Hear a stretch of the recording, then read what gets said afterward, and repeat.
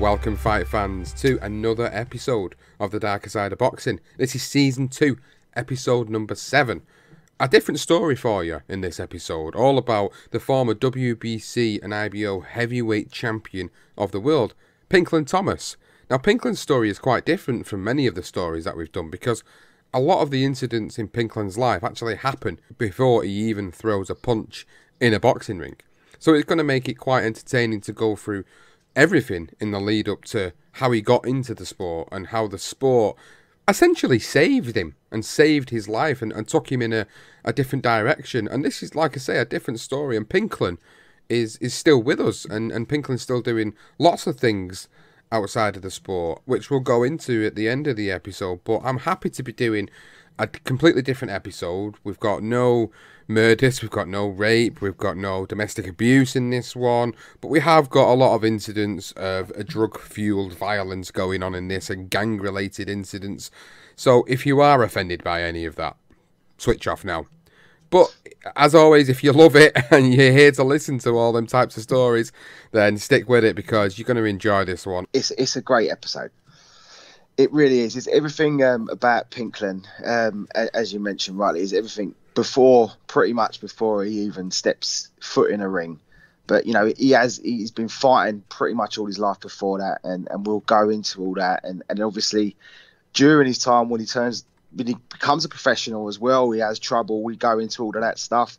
Yes, we will skim through some fights at times. This isn't a career profile, so we're not going to necessarily spend a lot of time on the actual fights and the details of them. Obviously, some of the big ones we will go into. But look, it's a fantastic story. And at the end of it, I think what you will find is that you've got a guy here that has a really troubled upbringing, not necessarily at home, but just in the environment that he lives in and how he manages to maneuver his way through life and somehow does not end up in a body bag. I do not know.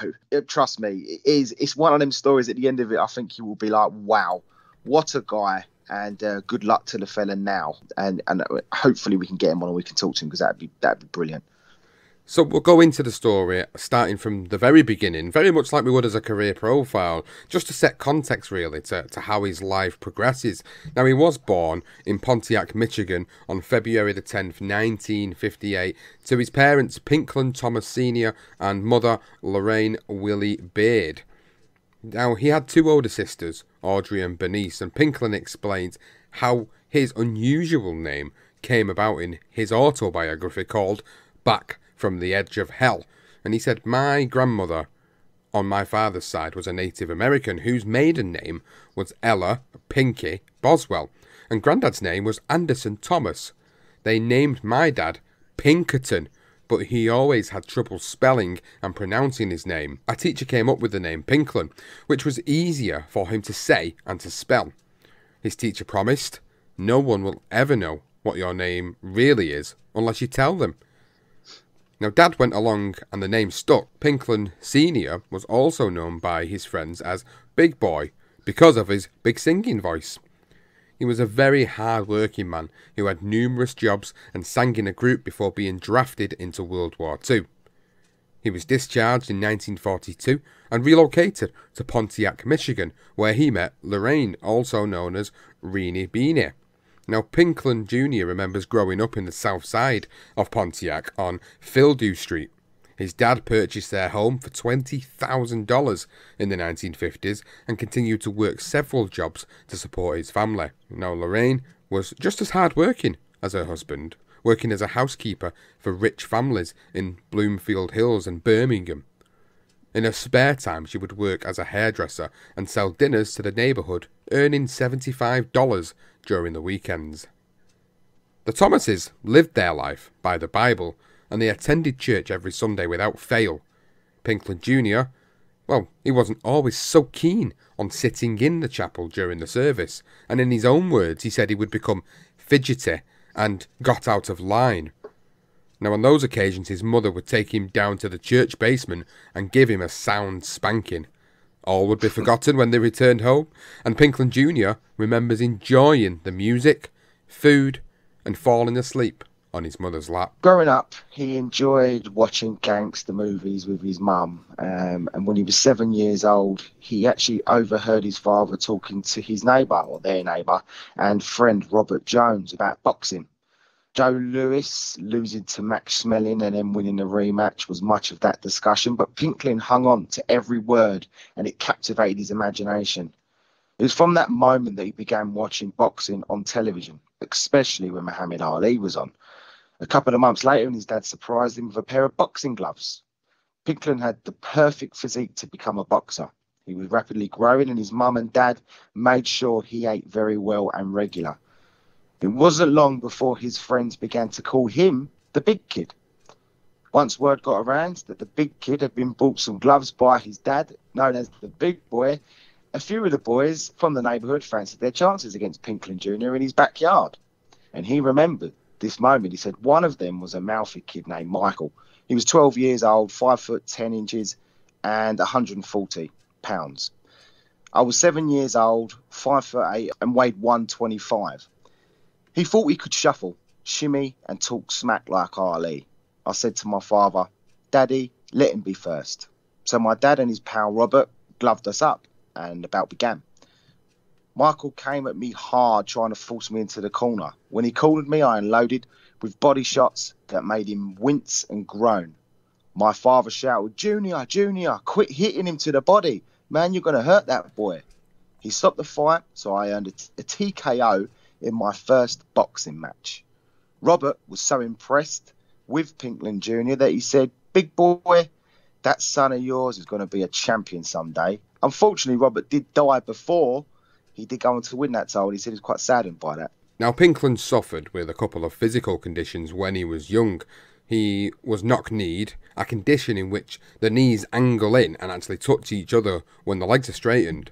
He also suffered with pigeon toe, also known as in-toeing, which is a condition that causes the toe to point inward when walking. Every night, his mum would rub castor oil mixture over his legs and pray to the Lord for them to be fixed.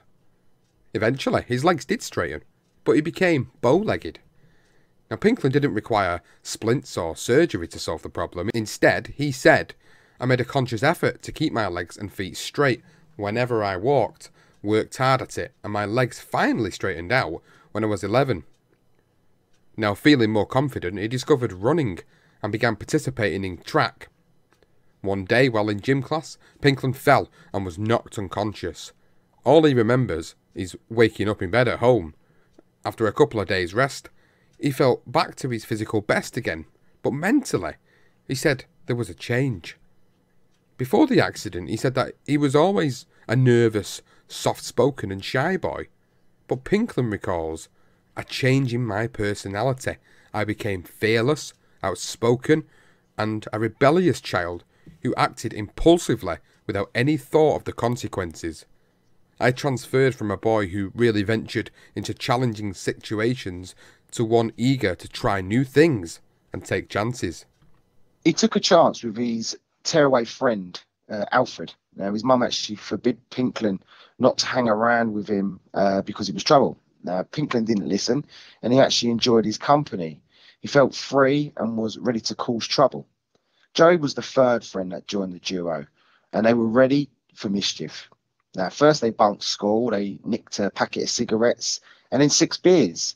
They spent the day getting pissed and smoking in the field until Alfred thought of another plan. Clearly feeling the effects of the alcohol, Alfred pinched 3 containers of hair straightening solution. Now, the absolute wallies, they used a sink in a laundrette to change their hairstyles to a wavy pompadour. Now, they had the same bonnets, basically, as Elvis Presley did in the 1950s and what Bruno Mars had, I think he's still got today. Now, Joey's older brother spotted them, and he told his dad, who told Pinklon's mum. He knew that he was in for hell when he got home, and he wasn't wrong. He remembers his mum grabbing some branches and removing the leaves to use for his whipping. And this is what he said. He said, "She wore my butt out with the switches. It kept on all throughout the house because I kept trying to run away from her. She was spry enough to catch me, hold me by my arm and keep whipping me. When she finally stopped, my backside was on fire. Now, thinking the beatings were finished, he went to make his way back to his room, but his mum, she changed his hairstyle. The hairstyle that she had, remember, she was a hairdresser. So this is what Pinklon recalls. He said that using electric clippers, she cut off all my hair. I was bald as a cue ball. So she beat his arse and then shaved him bald. He stopped knocking around with Alfred and Joey after that. I'm not surprised. His mum had Alfred's card marked correctly, and he actually was in prison by the age of 18 and is actually currently served a lifetime in prison. I think his mum was right on the ball. Alfred was bad news, and thankfully he stopped hanging about with him. I think it's funny that she shaved his head. I think that's hilarious. I think that's Brilliant. one way to punish him, isn't it? Like, you go against me, boy, and you're going to get your head shaved like a cue ball. I think that's hilarious. Now, Pinklon had inherited his father's voice as a kid, and well, still only 10 years old, he began hanging around with boys that were 4 and 5 years older than him, who were impressed with his talent. Now, one of the boys had a cassette recorder and a microphone, and they would hang out at one of their houses singing Motown songs. It was during those jamming sessions that Pinklon began to start drinking wine. They called it joy juice. Now, a year later, and Pinklon began running track, where he met 2 influences in his life. The good influence in his life was Kaiser, who he recalls becoming his coach and lifelong friend. And we will come back to Bob in a little while. But the bad influence was Lorenzo Richardson, aka Slim, who was 4 years older than Pinklon. And Pinklon says he turned me to weed. After smoking a bit of weed, they moved on to what Pinklon called mixed jive, which was low-grade heroin diluted with quinine. Now, quinine is a cutting agent actually used in street drugs. It was a cheap high, basically just costing $10, and it came rolled up in aluminium foil. They would use McDonald's stirrers to sniff the drug, and Pinklon said, snorting mixed jive made me feel happy, mellow as a cello, and free from the cares of the world. Pinklon and his new drug buddy, Slim, would take heroin with much older men, some as old as in their early 20s, and he felt special, Pinklon. He would sell weed to the kids at school to support his habit, and he recalls that he felt like I was becoming a big man when I was actually turning into a junkie and creating a mental maze for myself I might never solve. So young and so quickly turning on to heroin. It's crazy. And Pinklon, I mean, he was a child. He wasn't even a teenager yet.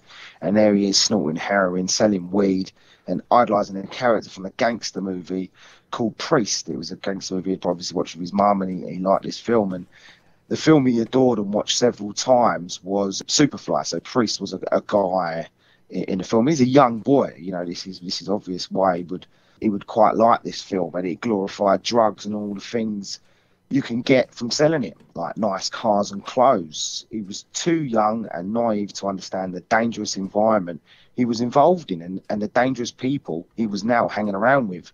And he had become a street urchin. He made friends with the wrong people. Jackie Jack, whose parents were missing on the street, and he introduced Pinklon to 2 other shady characters in Tony Boy and Big D. Now, they usually spent time at Jack's getting high or Pinklon's basement while his parents worked. He even admitted if all else failed, would go to the dope houses without any thought of what might go wrong. Now, it was Big D that was taught how to inject heroin, and he sold it to Pinklon as the best high ever. A grown married man came into the scene. His name was Reed Carson, and he was the culprit who introduced Pinklon into mainlining injecting heroin as well. So it was Big D that told him about the high, and it was Reed Carson that actually showed him how to do it. Pinklon recalls, I was only 12 years old. The narcotics voice reached out to my inner self, and I let it take me by the hand. The drug addiction was making him less cautious about his mum or dad finding out, to the point that he would actually use with his friends in the basement more often. He would throw the needles or the used needles behind the fridge, and it wasn't long, obviously, before his mum cottoned on what was happening. She found the dirty needles, woke Pinklon up, slammed the needle down on his bedside dresser and said, "What do you call this?" before leaving for work and leaving Pinklon to stew for the whole day.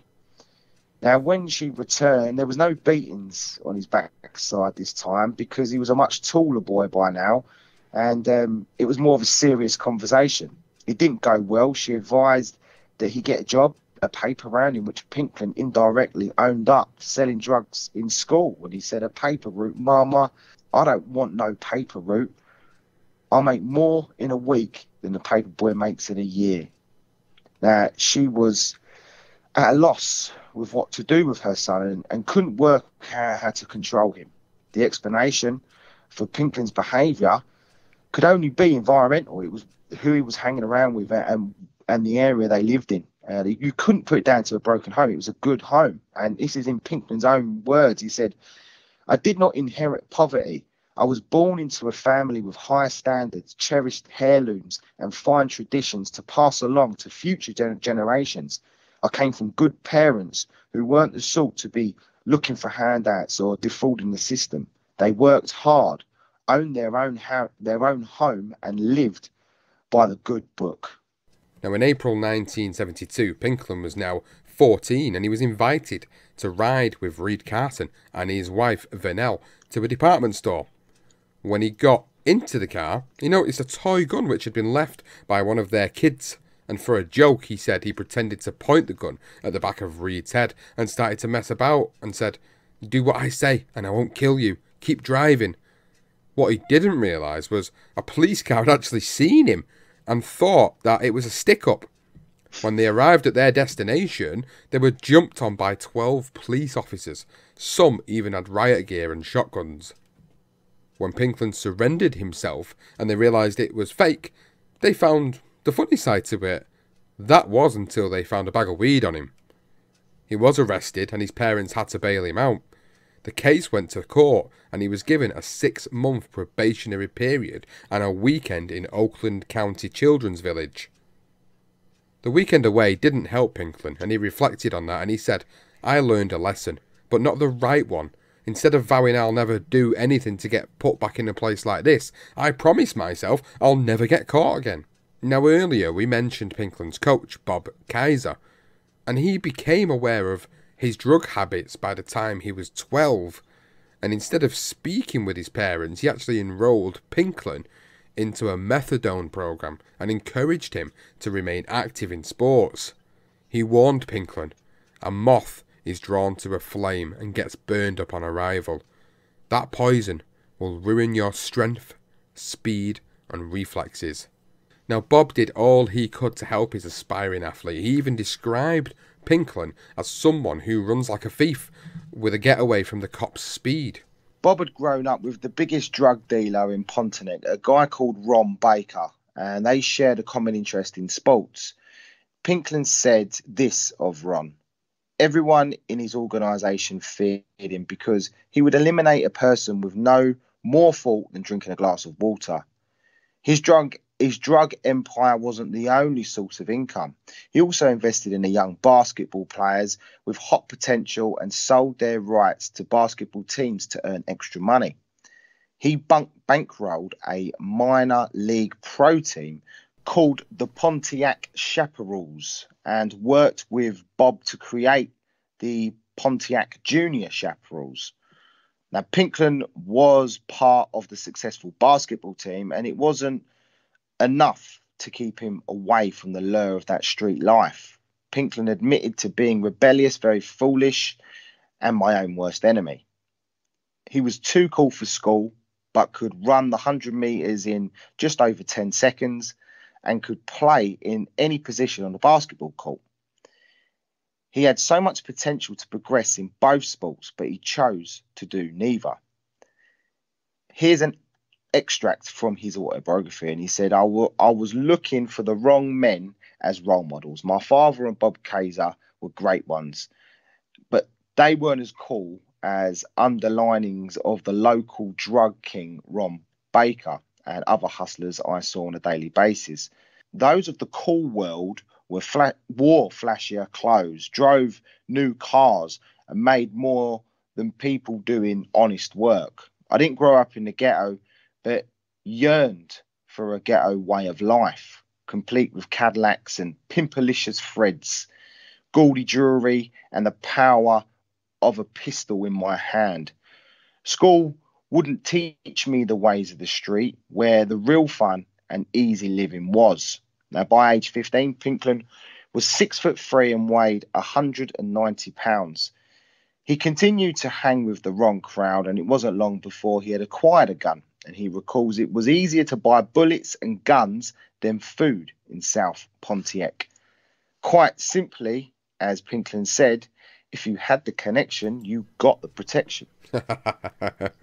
Oh, that's funny. It's interesting that the lore of the street life, and what I find interesting so far in this story is that he gets brought up in a great environment, and we've seen how some of these fighters can be the product of their environment and can carry some of these nasty traits on into their adult life. But Pinklon's totally different. He's yearning for this way of life, this street way, the way of the ghetto, the way of the gangster, and he wants to be this. He wants to be that. And by the 8th grade, Pinklon was suspended for selling weed and was shipped out to Washington Junior High and assigned to Al Bulldog Thomas. Now, he was the school's disciplinarian and a former professional wrestler.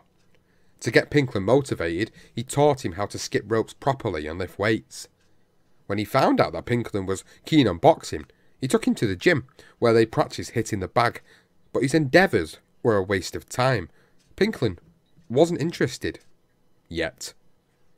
Now, he may not have been interested in boxing, but he certainly was interested in the girls. By the age of 15, he actually impregnated roughly around 5 girls at the same time.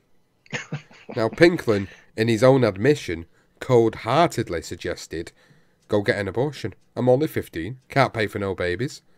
His father tried to knock some sense into him, to be a man and to step up for his unborn child. But again, he just wouldn't listen. Instead, Pinklon said, "Shirking all responsibility, I stopped going to school, acquired several handguns, and spent my time playing for the junior chaparrals and robbing restaurants." Pinklon robbed pretty much every restaurant, including a McDonald's in his neighbourhood. And he didn't even wear a mask, because he liked to show his face off, to show off his menacing features. His drug habit had now evolved into $100 a day. He's spending $100 a day. Now, with no more restaurants to rob, he came up with the dangerous plan for robbing a stash house. The one he identified was Clyde's and his enforcer's Shotgun Steve, who was batshit blind.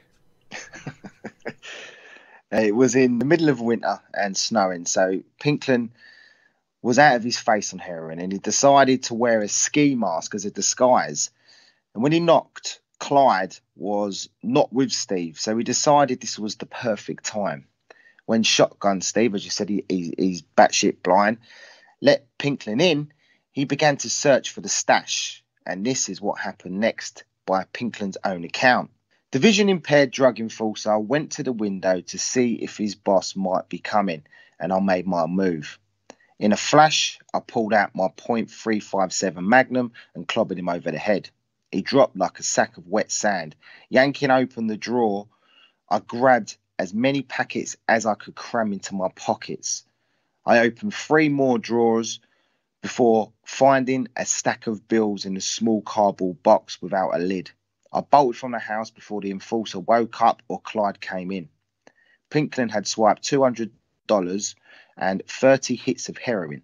The next night, Pinklon was going to meet up with his mates, Jackie Jack and Big D, when Clyde spotted him. Jumped out of his yellow Barracuda with a gun in his hand, shooting, "Where's my drugs, Pink? Where's my drugs?" Of course, he played dumb. "What drugs?" said Pinklon. "Don't give me that jive. Where's my drugs?" demanded Clyde. Still high, Pinklon was actually ready to take him on with his bare hands until the traffic began to build, and with plenty of witnesses, Clyde obviously got back into his car and he sped off. The next night, Pinklon was with Jackie and Big D when he again spotted that yellow car, turn a corner and head right for him.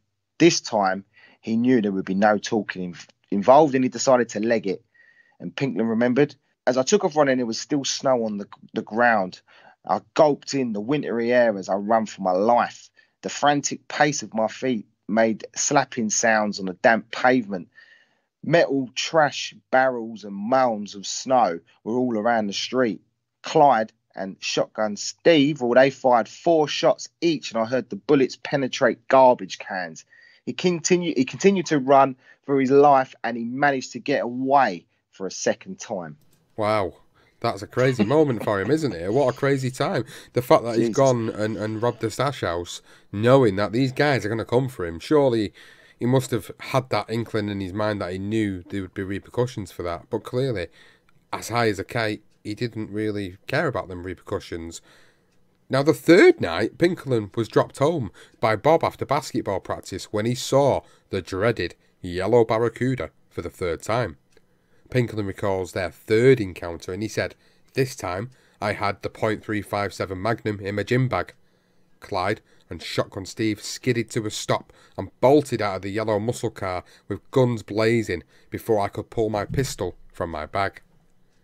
I dove for the ground behind a tree wide enough to conceal me and crouched out of sight. Their aim hadn't improved, and I wasn't hit, but my luck couldn't hold out forever. Gunplay lasted less than a minute before my attackers made a rubber-burning exit, and I thought, they're going to keep trying. What am I going to do? Still laying low under a tree, Bob approached Pinklon, and still in a panic, he almost shot him. Now, Bob wanted to get to the bottom of all of this, so he took Pinklon to a restaurant out of town to make sure it wasn't the one that he had robbed. He asked why they were trying to kill him, and knowing that Bob was wise enough to find out anyway, and because he trusted him, he told him what he'd done. What Pinklon didn't know was that Bob knew the biggest drug dealer in Pontiac, and he recalled their conversation at the restaurant, and Bob said, "Who do you think you stole from?" "Clyde," I replied. "Wrong. You stole from Ron Baker, the man who put up the money for our basketball team. He's Mr. Big for drugs in this city." Ron told Clyde, "Bring me the drugs, or bring me his head. There's a contract out on you." So there's a contract out on Pinklon at this moment, so he doesn't realise the repercussions of his actions earlier. Now he knows that he's stolen from the biggest drug dealer in Pontiac. Wow.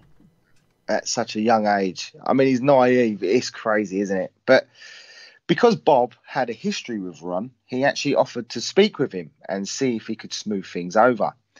They went to see Ron at his headquarters, and he remembers the bodyguards asking Bob about the basketball team. Now, Pinklon said he was absolutely shitting himself, not knowing if his coach would actually be able to help him, and he actually feared that he might actually be shot dead on the spot.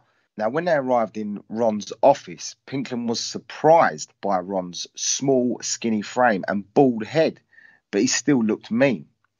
This is how Pinklon remembers the scary encounter, and he said, "Bob spoke first. My man, I want you to take that hit off this knucklehead."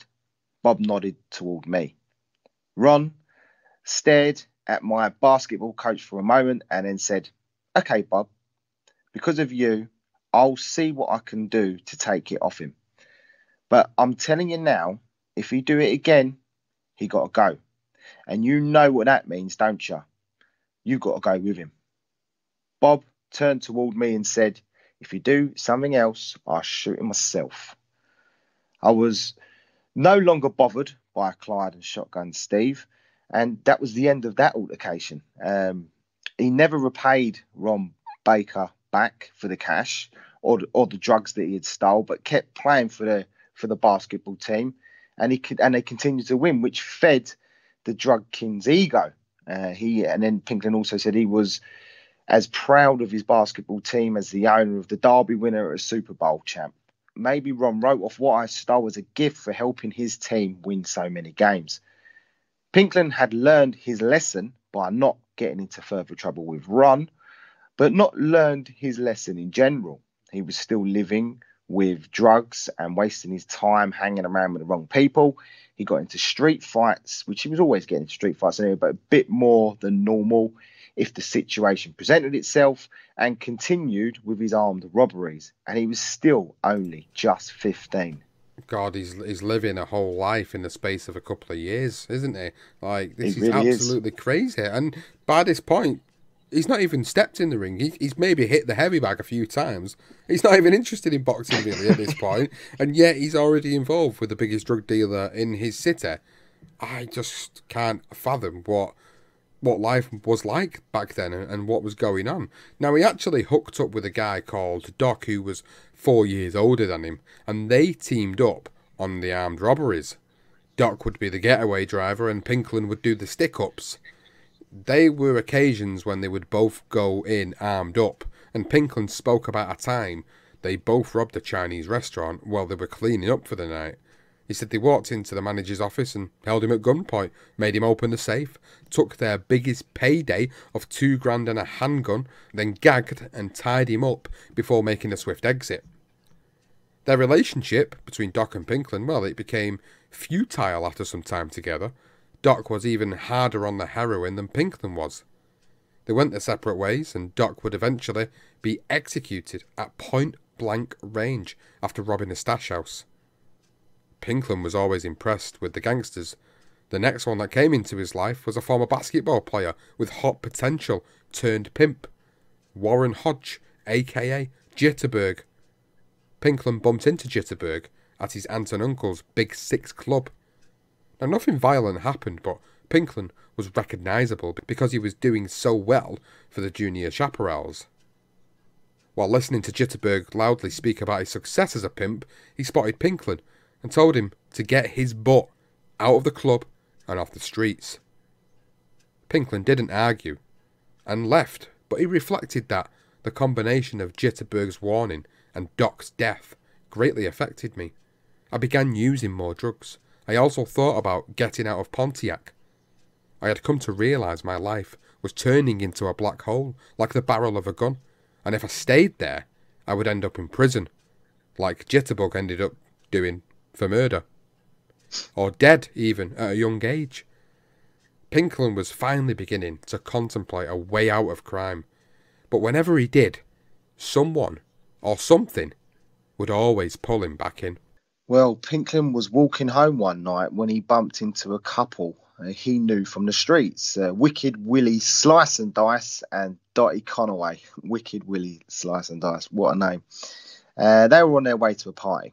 Now, en route, they picked up another stray cat who informed them about some guy called Bernie Muldrew who was flashing the cash in public. Now, Pinklon was asked to get his Smith & Wesson from his house. So they were clearly planning to rob this guy. They dropped him off, told Pinklon they would be back to collect him. He remembers going into the house, getting the gun from underneath his mattress, and then, in his own words, while I waited to be picked up and taken to the party, I fooled around with my new pistol, twirling it on my finger like a cowboy in a western.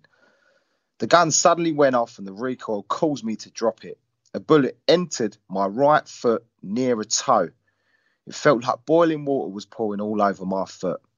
He called his mum, who was with his sister, and the both of them shot back home, picked him up and took him to the hospital where the bullet was removed without any serious long-term injury.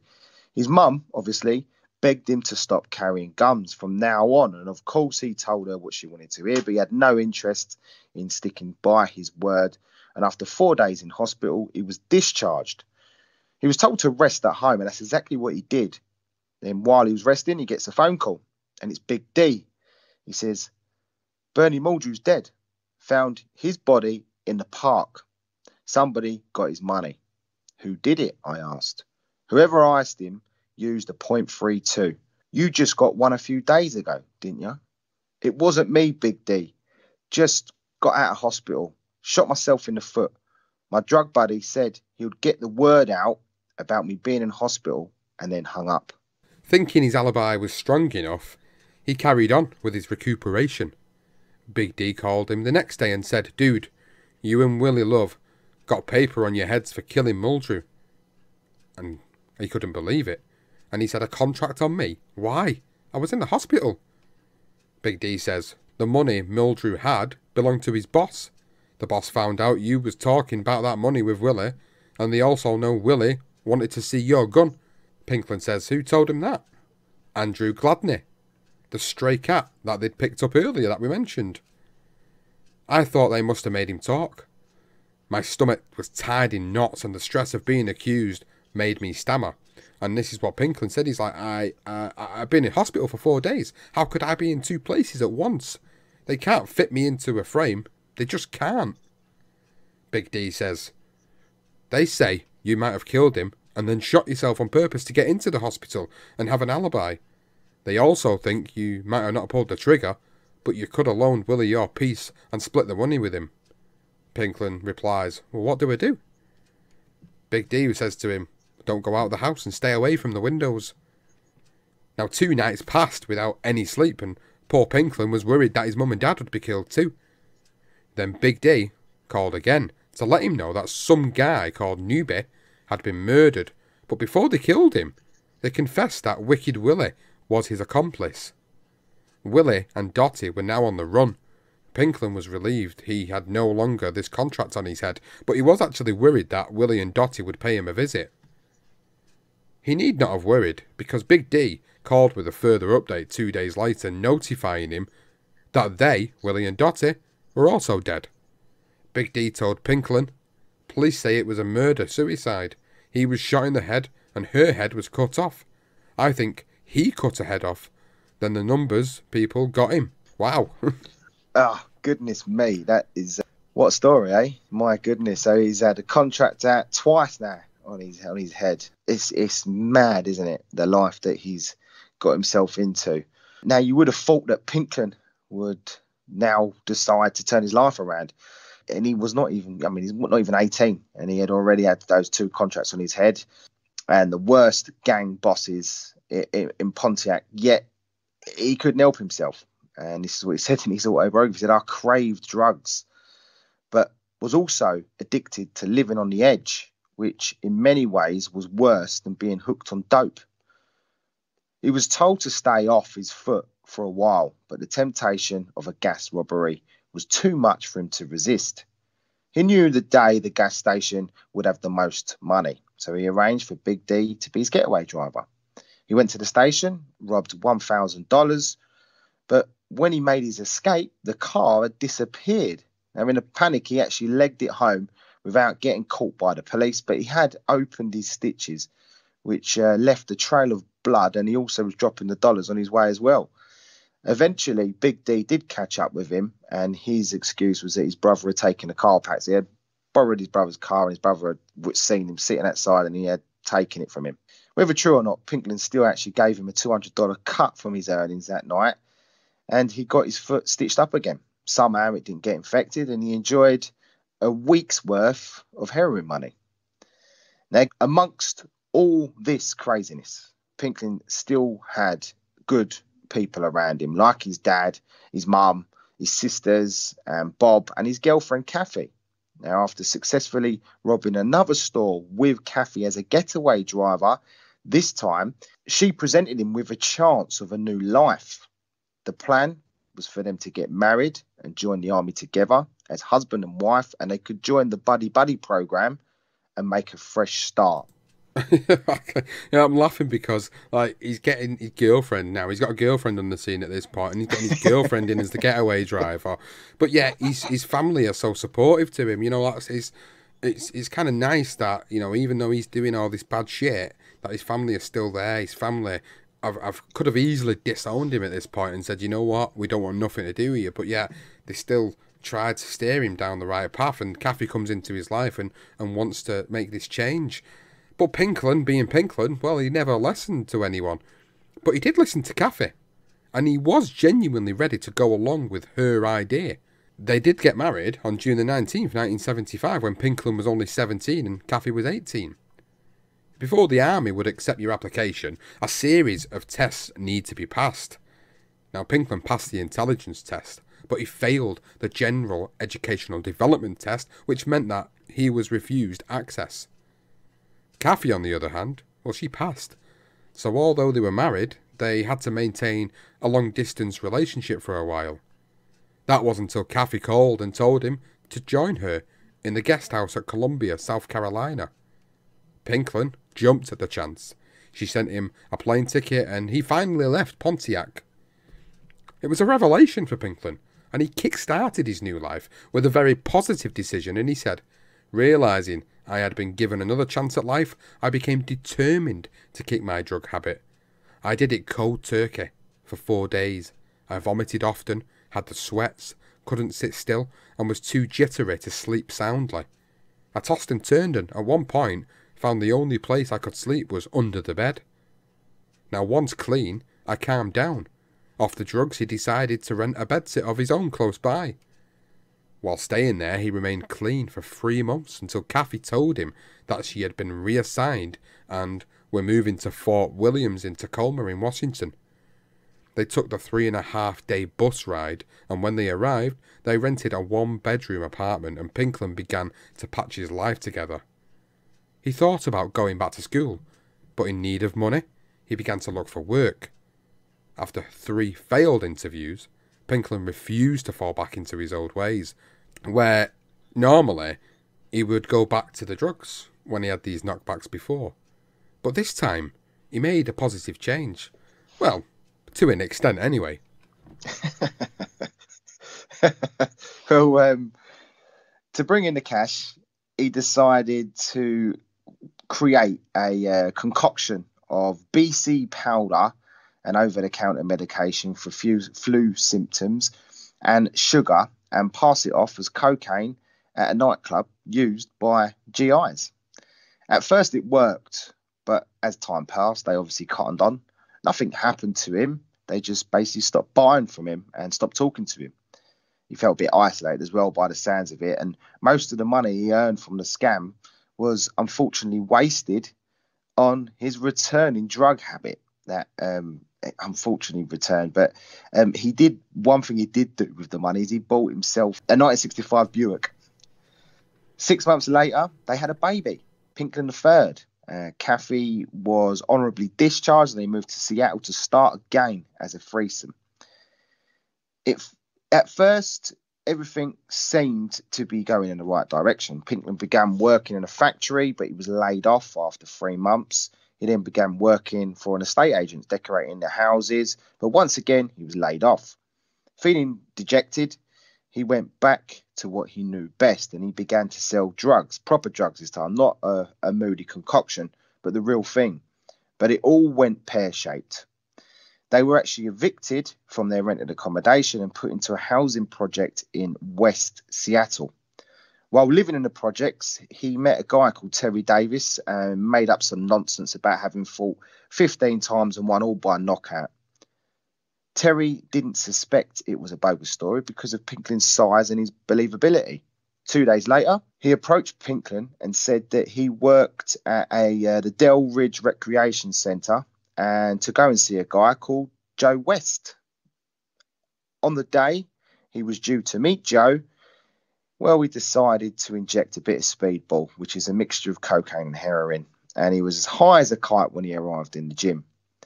He told Joe the same story as he told his friend, that he had knocked out 15 guys at 15 fights, and he was out at the Detroit gym in Brewster, the same gym where Joe Louis started off. Now, Joe threw Pinklon some gloves and he told him to hit the bag. He didn't even know how to put the gloves on, so he had to ask for assistance. Now, once on, he went for it and started punching away at the heavy bag until he began to feel woozy. He dashed out of the gym and threw up down the back alley. When he returned, he remembered Joe West was rolling on the floor in fits of laughter, and he said he laughed so hard he gasped for breath, and I asked, "What are you laughing at, old man?" When finally able to speak again, he said, "You never fought anybody. You might have fought in the streets, but you never boxed in a ring. Go down to Kmart and get some running shoes and sweatpants. Then I'll show you a few things." Now, Pinklon found a spark inside of him. He returned the next day with his gym bag, no weapon, and clean. His only high was adrenaline. After the first session, Joe told him to run 3 miles a day, and Pinklon did exactly that. Every morning he ran until he threw up, and then ran some more and threw up some more. This helped him clear out his system from the drugs, and although he hadn't completely kicked the habit, Pinklon was beginning to listen to the instructions and follow the strict fitness routine to stay in shape. It was a southpaw, but Joe decided it would be best to change his stance to a right-hander. and he explained his reasons to Pinklon, and Pinklon recalls what he said. Joe said, "There's two reasons for this. First, it's very hard to get fights for southpaws. Second, right-handed fighters jab with their left. Your left hand is the more powerful one, and you could develop a jab that'll knock down a house. It'll give you a big advantage." The other advantages Pinklon had was his 76.5 reach and his killer instinct that he'd learned off the streets. It wasn't just Joe West that helped Pinklon to improve his boxing abilities, it was also his assistant, Jack Stafford. Pinklon remembers being taught to push off the back leg and pivot with his feet and rotate his hips, snap his shoulders and put full weight into the punches. He also worked the punch mitts with me, and he helped develop my reflexes, peripheral vision, confidence and discipline. Jack was also a gold mine of good advice, and he'd say, "Pink, you got to control your own movements before you control your opponent's movements." Now this is where things are starting to look up for him.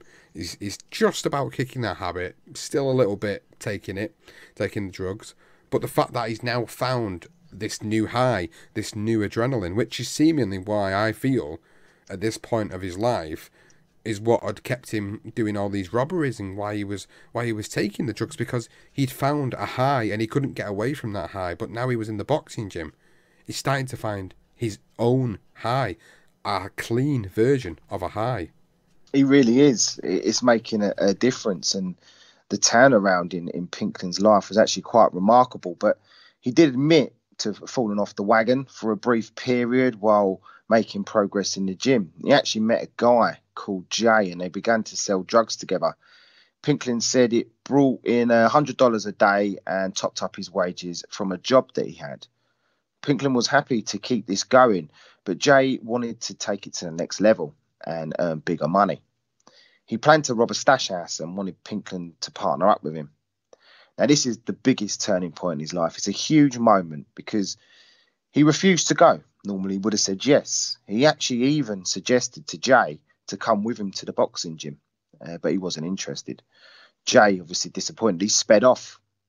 And I believe it was the next night he heard the news the next day. And this Jay had been arrested. He actually had gone down for 8 to 15 years.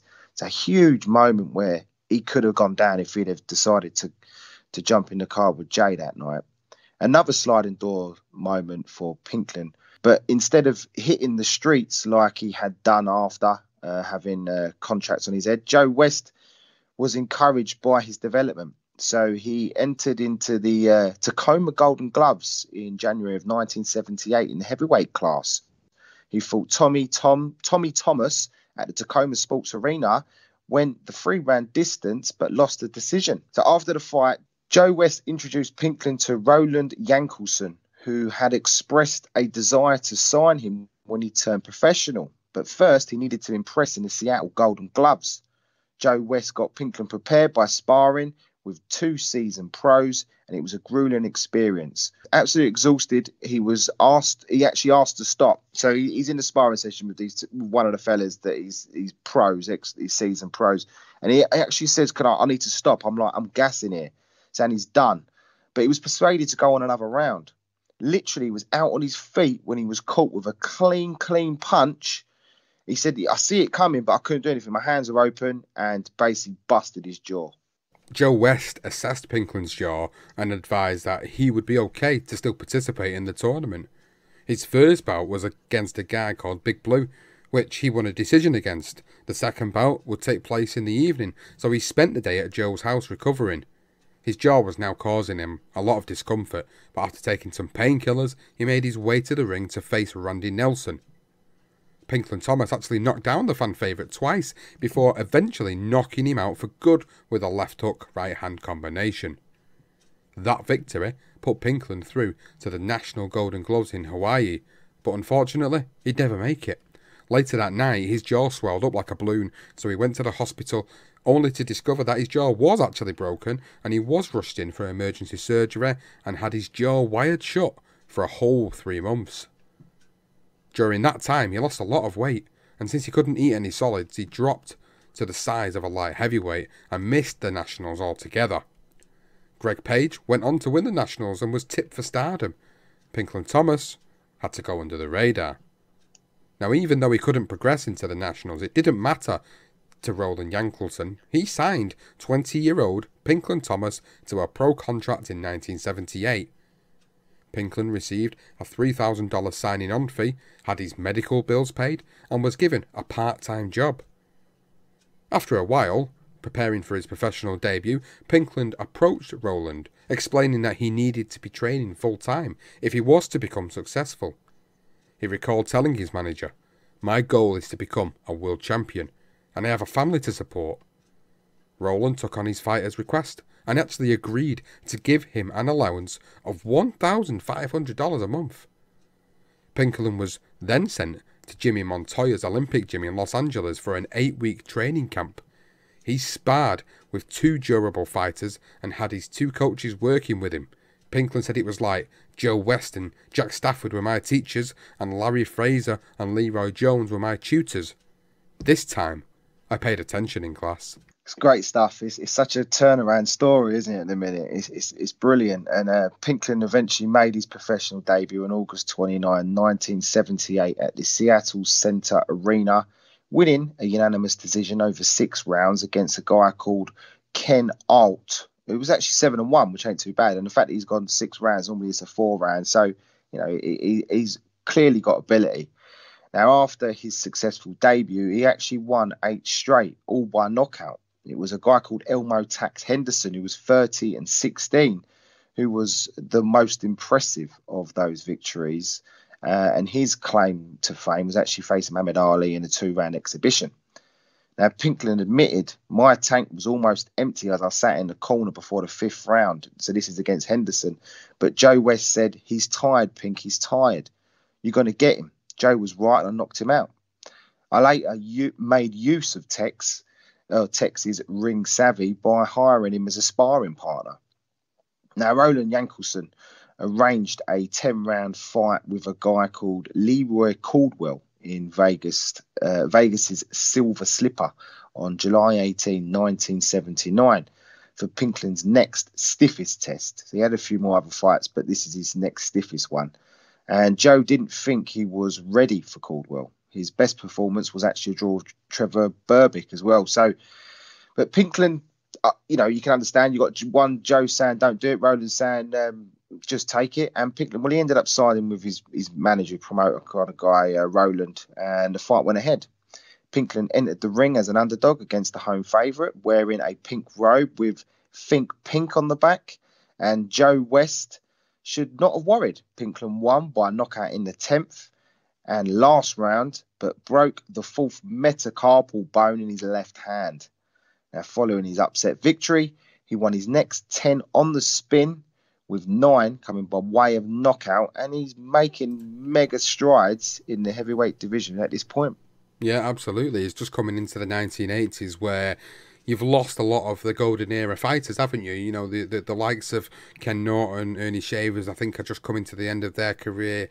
Muhammad Ali, obviously he does fight in the early 80s, but that's not the same Muhammad Ali, we know that. And then you get the emergence of guys like Larry Holmes, who we've done a career profile on. So Pinklon Thomas is starting to get himself into the mix with guys like Larry Holmes, of course, who's making his champion, he's making his great ascension to that great run that he has. Now, for Pinklon, Roland was looking to start recouping some of the dough that he'd invested into him, so he proposed a fight with the dangerous Jimmy Young.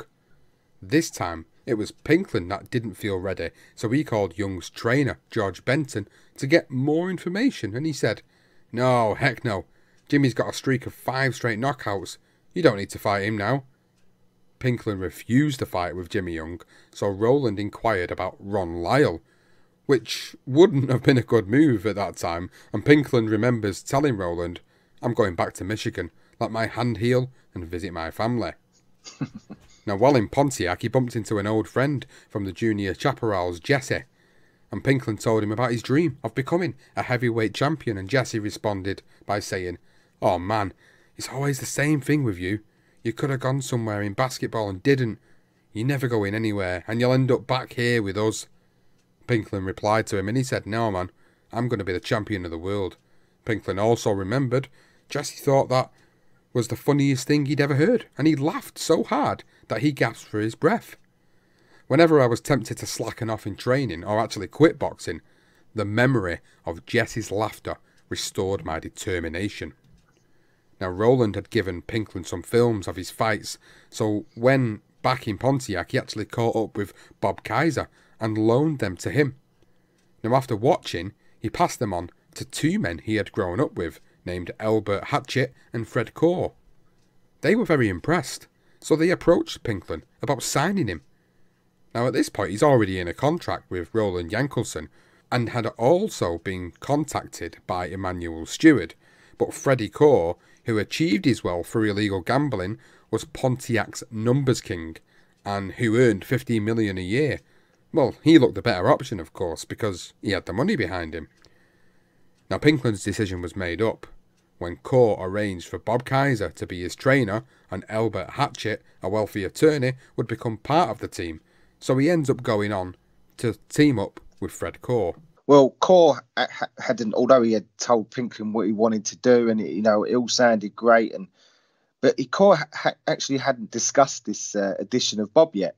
Bob was actually working 3 jobs that he enjoyed as well, like on the track and other stuff he was doing. But he was confident that he could persuade him. Bob was actually shown a suitcase. Who's this reminds you of? Shown a suitcase that contained $1 million cash in it. Sounds like a Don King move, doesn't it? Well, Pinklon recalled that Core said, "I can guarantee you won't lose a dime working for me. I can match whatever you're making now or ever gonna make. As a matter of fact, I'll deposit $200,000 in your account under your name. If anything ever happens between me, you and Pinky to end the arrangement, then it's yours. Until then, don't touch it." Bob said, "That's okay, Fred. We grew up together. I know you'll take care of me." Now, with Bob Kaiser now accepting that deal, he then went on to tell Pinklon that Freddie's a gangster, but he's also a good neighbour, something like a Robin Hood. Your mum and dad knew both Freddie and me as kids when we were growing up. We weren't allowed into the mainstream of society, the man's reality. We had to create our own reality. Fred did it by participating in a second economy. Several heavyweights have been managed by those in the numbers racket. Joe Lewis's managers were numbers of guys, and so was Don King. So I think it's just trying to point out that, that a guy that's a gangster, don't be fazed by it. He's going to do you well. We'll see whether that comes true or not. Well, Bob had convinced Pinklon, and that was it. They had signed a contract, or they began to draw up a contract. He told him he's someone he can trust. He had his best interests in heart, and the contract was drawn up by Elbert Hatchett, and it was signed. Pinklon kept 75% of the net earnings, so this was in a contract from purses. Bob Kaiser would receive 10% of the net, and the numbers racketeers share would be 15%. In addition, Core agreed to give Pinklon $5,000 to cover the cost of his relocation from Seattle to Michigan, an allowance of $1,500 a month, and cover the rent of a townhouse for a year. Now, although the contract was drawn up and it was eventually signed, Roland still had another contract with Pinklon. So Core met to discuss a payoff. Now, initially he offered $40,000, but Roland rejected it, and he said, "I won't take anything less than $100,000. He just wouldn't budge." Core was actually reluctant to pay the full amount, so he asked a guy called Dick Gidron, a wealthy car dealer, to go halves. And Pinklon remembers that my contract was rewritten with the terms changed to now 60% for me, 10% for Bob, 30% to be divided between Core and Gidron. I still think that's a pretty good deal, to be honest with you. I still think he's ended up with a pretty decent deal there, really, when you think about it. He was already in a contract with Roland Yankelson at this point, so they've had to buy his contract out, so they've had to drop what his percentage were, which initially 75% is pretty good, because obviously you've got to pay your managers, you've got to pay your trainers out of that, and obviously you had the finance backing behind him, so they wanted money. I mean, that's not a bad deal, like, in the grand scheme of things at this time as well for him. Well, while the management team got things smoothed over, Bob Kaiser took Pinklon to Philadelphia to begin training at Joe Frazier's gym. Pinklon had no fight scheduled in, but he was training hard and ready for a fight whenever one came his way. That was when Butch Lewis approached Bob about fighting Bobby Jordan on very short notice. After speaking on the phone, they met in person. Bob spoke with Butch while Pinklon went for a kip in the hotel room at a casino. The fight took place on December the 14th, 1979 at the Convention Hall in Atlantic City, New Jersey. Pinklon Thomas, on very short notice, stopped Bobby Jordan in the 5th round due to excessive swelling around Jordan's eyes. After that victory, Pinklon was summoned to meet with Core in his hotel suite, and this is what Pinklon recalled. He said, "Freddie reached into a briefcase and brought out a banded stack of notes and a contract. And he said, 'This money's for you. You and your family can have a nice Christmas.'" The briefcase had $5,000, and the 21-year-old Pinklon was swayed to sign the deal, which was now a 50-50 split, with Pinklon getting 50 and his managers getting 25% each. Bob would have to be paid his 10% out of Pinklon's split. Now he signed it without even thinking, and when Bob saw the contract, he informed Pinklon that the revised one wasn't as good as the first. Pinklon was angry, and Bob could sense it. They went for a walk, and Pinklon threatened to shoot Core down, but Bob was able to convince him that violence wouldn't solve the problem. It will only make the matter worse, and through gritted teeth, Pinklon, well, he took on his own advice. So we've gone from talking about a great deal to a pretty shit deal now at this point. So things have changed. Things have changed pretty quickly for him.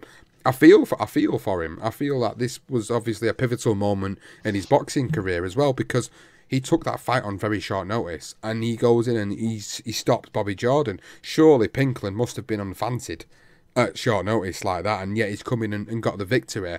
And now Freddie Core, the money man, the gangster behind it all, is basically putting him in a position where he says, right, well, it's got to be 50-50. So really, Pinklon Thomas is only getting 40% of whatever they earn on fights now, because he's got to pay 10% to Bob Kaiser. So it makes it even less, which for me now becomes a bit of an issue for him. It does. And the fact is, it gives him that $5,000 or whatever it was. He uses that as a way of manipulating a young 21-year-old to sign this contract when he hadn't even read it. He should have taken the contract and showed it to his trainer and anyone else that could actually set another set of eyes on it, and they would have told him, don't sign it. And that's basically what they did say after. Now, this wouldn't be the first time that his management duo would shortchange him, and they began to give him less and less when payments were due. So Pinklon defeated Jerry Williams, but broke his left hand again, which put him out of action for a while. And then to add to the problem, his old manager now, Roland, he took legal action against him for breach of contract because his new manager, well, I don't think he actually gave him any money. We don't really know. This guy's a wise guy. He's a gangster. I don't think he gave Roland the money that he wanted. I think he might have shortchanged him. And, well, Roland took legal action, and the commission ruled in Roland's favour, and Pinklon was suspended from television fights for 4 years. And this is what he explained. He said, of this predicament he was in, he said, if I tried to get a televised fight outside Washington, most other state and local commissions would honour the ruling. The penalty levied on me by the Evergreen State cost me a TV appearance as an undercard to Michael Doates' heavyweight championship belt and made it virtually impossible to get fights for large purses. So now he's been shortchanged his contract, and now he can't fight on television, which is now he can't earn enough money. So Albert Hatchett told him to patch things up with Roland Yankelson. He said, go and talk to him, sort it out, which he did. And he actually re-signed with him. So there are a few fights going on here. We're not going into these fights, but he re-signed with Roland again. And Core, well, he was pissed off. So you got these contracts. What is happening? I have no idea. There isn't really much in there. I think just contracts are sort of just getting cancelled left, right, and centre. He's re-signed with Yankelson now. Core's pissed off. And he devises this plan to get his own back on Pinklon. And this is what he decided to do. So Pinklon approaches a guy called Bobby McQuillan. And this guy was a guy that actually worked with Pinklon before. And he was like a good defensive trainer. And Pinklon thought, I'll go with this Bobby guy again. Now he's due to fight this Jerry Williams, who it was going to be a rematch. So he's only fought him once, and they're going to fight him again. And let's just say that Bobby did all in his power to under-prepare a naive Pinklon. He made sure that he was extremely dehydrated to the point where he's like, I need a drink. And he's going, no, you're all right. You're okay. That's all he kept saying to him. No, you're okay. You're okay. And he just accepted it. He didn't really take a drink. He even stuck him in this caravan in the middle of a desert with all the windows shut for about 3 hours and locked the door and said it'd be good for you. And he'd done it. And I was like, what the fuck is he doing? He comes out. He's like, ask me for a drink. No, you don't need a drink. And he doesn't feed him. And by this point, he's just so dehydrated. He's starving by the time the fight comes round. And he's like, what's this guy doing? And it was actually during the fight that Pinkney said, I don't even remember rounds 3 to 7. His head's gone blurry, his legs are going, but he somehow comes away with a unanimous decision.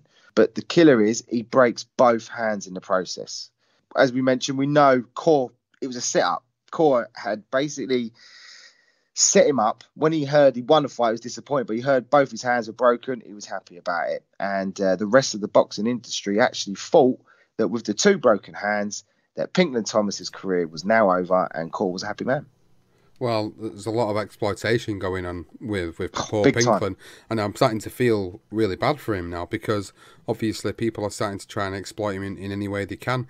Now, of course, he was angered by the piece of shit that tried to ruin his career. This is Pinklon. He's angered by Bobby McQuillan, but he just moved on and decided to visit a martial arts teacher called John Suk Lee.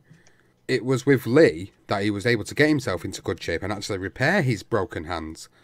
Once fit again, he returned to the ring to face Lee Mitchell and knocked him out in the very first round on August 23rd, 1980.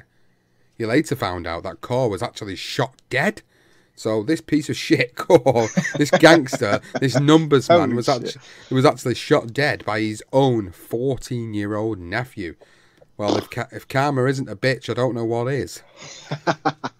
Now, once again, Pinklon headed back to Philadelphia and he cut ties with Roland Yankelson, who proceeded with legal action again. This kept Pinklon out of the ring for a while, so he began to spar with Randall Tex Cobb and Marvis Fraser to earn some money. It was Francis Walker, the executive director of the Athletic Commission, who looked at Pinklon's case with Roland and decided to allow him to fight in Pennsylvania again. Bob Lee, the head of New Jersey's Boxing Commission, done the same, and Pinklon was back and ready to fight once again. And he knocked out Curtis Whitner in 2 rounds on November the 25th, 1981, on his return. Now, with all the management issues, Pinklon, he needed another trainer and a promoter, and he managed to actually acquire the services of Main Events and George Benton. One of the first bits of advice he was given from the former legendary fighter and trainer was, stop jumping around like a rabbit. If you don't bounce, you'll have more leverage to deliver the punches with full force. Keep your butt in front of the guy you're fighting, work on your defence, learn how to sidestep, duck, slip punches and block them, and keep throwing your jab. You can knock down a wall with your left hand. Pinklon was scheduled to fight Jeff Shellberg at the Sands Hotel in Atlantic City when he received a call to fill in for Tim Witherspoon, who was due to face James Quick Tillis in a 10-rounder. Feeling confident and the current number 14 contender for the WBC title, Pinklon, he accepted, and they fought on August the 14th, 1982, at the Stouffer's Ballroom in Cleveland, Ohio. The fight was aired on ABC Wide World of Sports, and this is what the Associated Press wrote on the fight. They said, Thomas took control of the back and forth bout with a combination of punches midway through the 6th round. An overhand right, followed seconds later by a left, brought blood from Tillis' nose and reopened a cut Tillis had suffered to his mouth in the opening round. Both fighters appeared tired, opening the 7th until Thomas, with 1 minute remaining, unleashed a left-right-left combination, then several brief flurries that stunned Tillis. Pinklon himself reflected on what happened next, and he said, while sitting in my corner awaiting the 8th, George Benton said, jump on him, use the jab and more body shots. He doesn't like it downstairs. I followed his instructions to the letter, and the referee ended the contest by awarding me an 8th round TKO. Wow, old Pinklon Thomas is turning into a late comer. They call upon Pinklon and he comes in, no problems, does the business and gets the win and moves on with his career. It was really a good performance that from Pinklon, one of his best. And while being interviewed after his victory by NBC Sports' Marv Albert, he was asked, "What's next for you, Pink?" And he said, "I want Larry Holmes. I know you're watching, Larry, and I'm going to be in Scranton for your fight tomorrow night.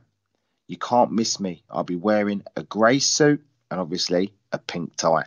The knockout was the seventh of Pinklon Thomas's in his 20 fights, and it was the moment that made a name for himself. So much so that certain guys within the industry were impressed. Guys like Angelo Dundee, and also the biggest promoter around at the time, bar Bob Arum, was Don King.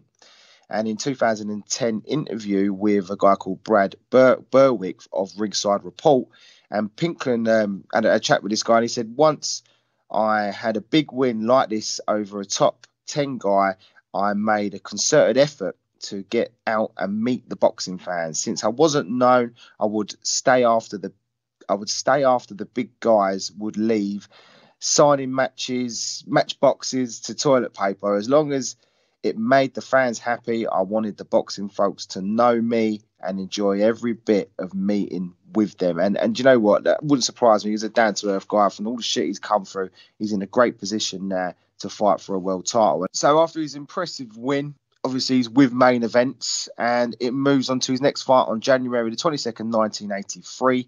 Pinklon Thomas fights Jerry Cosey live on CBS Sports Saturday over 10 rounds at the Sands Casino Hotel in Atlantic City, New Jersey.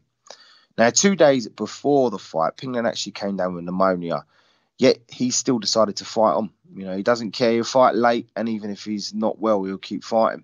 Michael Katz wrote on the fight for the New York Times, and he said that Cosey dominated the early rounds as Thomas threw few punches, waiting to counter. But knowing he was behind, Thomas opened up in the eighth, and from then on, repeatedly caught Cosey with solid right leads, followed by solid left hooks. Well, the fight, there was no knockdowns. The fight did go the distance, and it was called a draw.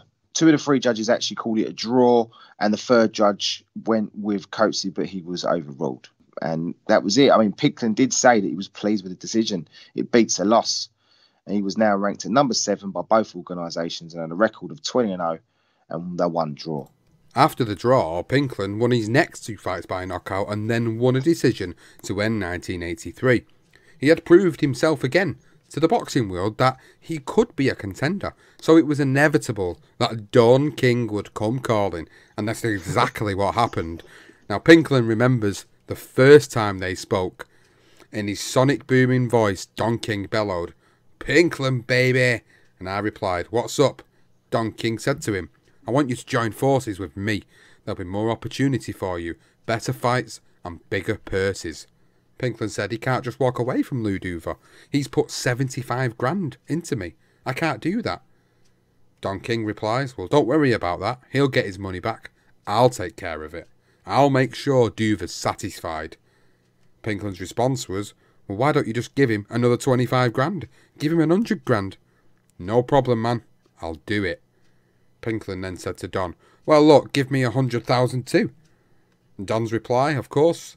I'll give you 100 grand. We'll do a wire transfer." I waited an hour to allow King to contact Duva and then called Lou. And he said, "Everything's cool. Good luck. Do what you gotta do." He gave me his blessing. Now, within minutes after hanging up the phone with Lou Duva, his phone rang again. Don King was on the line again, and he had arranged for Pinklon Thomas to fly into Pittsburgh and then be chauffeured to his 194-acre farm near Orwell, Ohio. After signing for Don King, Pinklon needed another new trainer, so he asked his former trainer in George Benton, who recommended Willard Barber and Tommy Hawkins from Philadelphia, and without hesitation he hired them both, one to be his trainer and one to handle his physical conditioning. Don King steps in and signs him up, and the first fight under Don King was a guy against Bruce Grandam, as Sue Pinklon fought on June 20th, 1984, and he stopped him in 4. King had actually promised him a world title shot if he had won this fight, and he stuck by his word. That's exactly what he gave him. But before taking the title fight, he needed assistance of someone who could take him to that next level. So again, I mean, he chumps and changes his trainers quite often, Pinklon, and he's had these 2 guys sort of recommended from George Benton. But now he's like, I've got this world title fight. Now I need someone better than that. And I mean, you can't even doubt the fact why he wouldn't go to this guy. And this is what Pinklon recalled. He said, I needed a manager with ties to the politics of boxing. Angelo Dundee would be ideal. I called the legendary trainer of Muhammad Ali and maker of many other champions and told him, Angelo, I've got an opportunity to fight for the world title. Will you be with me? Yeah, Pink, no problem. I'll see you in Vegas in 3 weeks.